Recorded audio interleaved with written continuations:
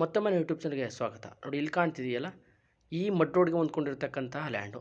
ಸುಮಾರು 1 kilometre mud road ಇದೆ, ಡಾಂಬರ್ ರೋಡಿಂದ. ಅದಕ್ಕೆ ಹೊಂದ್ಕೊಂಡಿರ್ತಕ್ಕಂಥ ಜನರಲ್ ಪ್ರಾಪರ್ಟಿ 2 ಸಾಲಿನಿಂದ ಕೊಟ್ಟಿರ್ತಕ್ಕಂಥ ಲ್ಯಾಂಡು. 2 ಎಕರೆ ವಿಸ್ತೀರ್ಣ ಹೊಂದಿರತಕ್ಕಂಥ ಸ್ಕ್ವೇರ್ ಟಾಪಲ್ಲಿರ್ತಕ್ಕಂಥ ಲ್ಯಾಂಡು. ಮೈಸೂರು ಜೆ ಪಿ ನಗರಕ್ಕೆ 8 ಕಿಲೋಮೀಟ್ರು ಇಂದ 10 ಕಿಲೋಮೀಟರ್ ಡಿಸ್ಟೆನ್ಸಲ್ಲಿದೆ. ಮೈಸೂರು ಊಟಿ ಹೈವೇಗೆ ಸುಮಾರು ಒಂದು 3 ರಿಂದ 4 ಕಿಲೋಮೀಟರ್ ಡಿಸ್ಟೆನ್ಸ್ ಇರತಕ್ಕಂಥದ್ದು. ಏರ್ಪೋರ್ಟ್ಗೆ 7 ಕಿಲೋಮೀಟರ್ ಡಿಸ್ಟೆನ್ಸ್ ಇರತಕ್ಕಂತಹ ಲ್ಯಾಂಡ್ ಇದು. ಮೈಸೂರು ಏರ್ಪೋರ್ಟ್ ಏನಿದೆಯೋ ಅಲ್ಲಿಗೆ ಸುಮಾರು ಒಂದು 100 ರಿಂದ 120 ಕೊಕೊನೆಟ್ ಟ್ರೀಗಳನ್ನು ಹೊಂದಿರತಕ್ಕಂತಹ ಲ್ಯಾಂಡ್ ಇದು. ಆಲ್ರೆಡಿ ಕ್ರಾಪ್ ಬರ್ತಾ ಇದೆ, ಡ್ರಿಪ್ ಇರಿಗೇಷನ್ ಆಗೈತೆ.